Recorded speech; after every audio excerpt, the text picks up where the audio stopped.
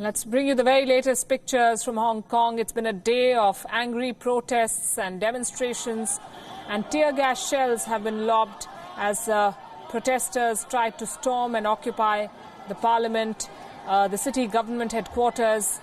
Look at the number of people out on the streets with umbrellas and helmets, and police vehicles in the distance. Tear gas shells are being lobbed. Let's listen into what's going on there.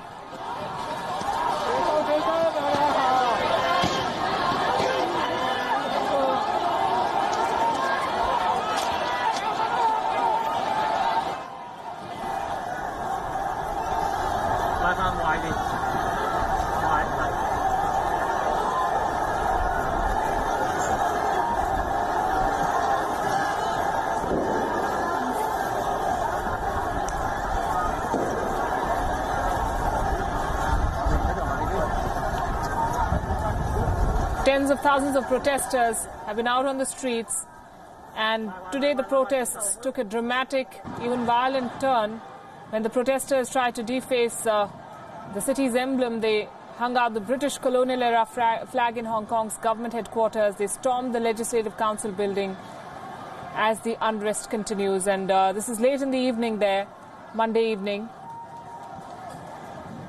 The police in full gear trying to control the crowds as they continue to swell. It's been almost 3 weeks since these protests began, and today marks the 22nd anniversary of the handover of Hong Kong from the British rulers to China.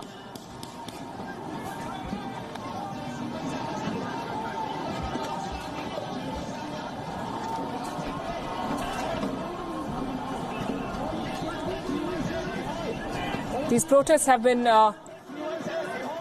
largely peaceful and very organized. A few days back we saw pictures of protesters giving way for an ambulance, making way for buses.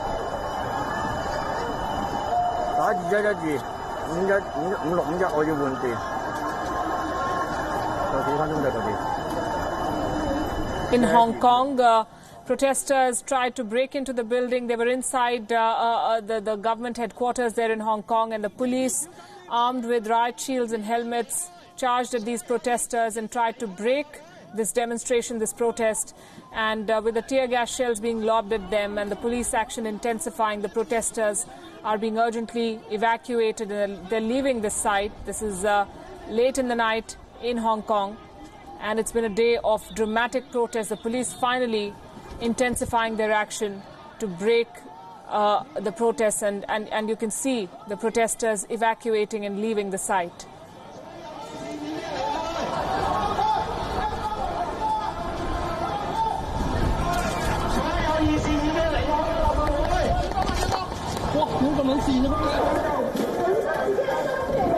Armed policemen in full gear there, evacuating the government building, the Legislative Council of Hong Kong, which protesters had stormed earlier in the day. This is a developing situation. We're bringing you live images from Hong Kong as the 3-week-old protests intensify.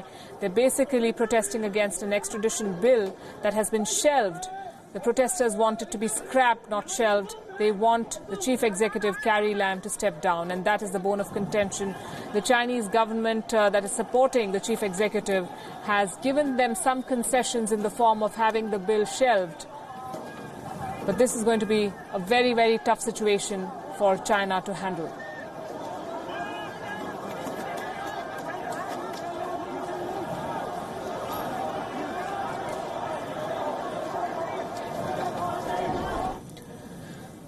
And these protests in Hong Kong have implications for Beijing. If not handled properly, this could turn into a political headache for Xi Jinping if it isn't already. Protests are not new to Hong Kong.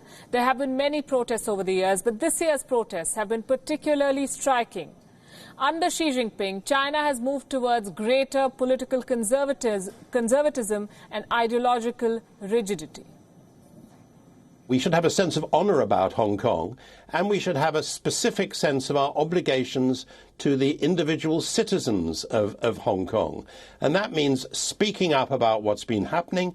It means working with our allies and friends in Europe, in Canada, in Australia, in the United States, to make it clear to China and to the government in Hong Kong, which is by and large manipulated or told what to do by Beijing and the United Front activists in Hong Kong, we should make it clear that this is not a policy or a succession of policies which we're prepared to stand by and ignore.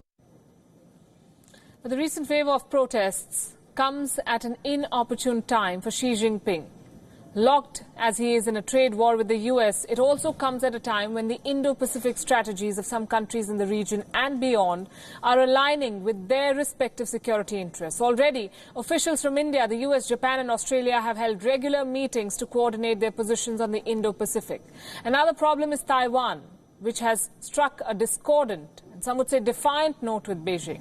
The Hong Kong protests prick a hole in Beijing's assertion of unifying Taiwan with China on the basis of this one country, two systems policy.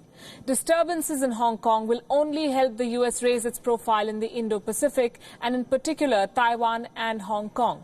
Clearly, Xi Jinping cannot afford to let the situation here drift.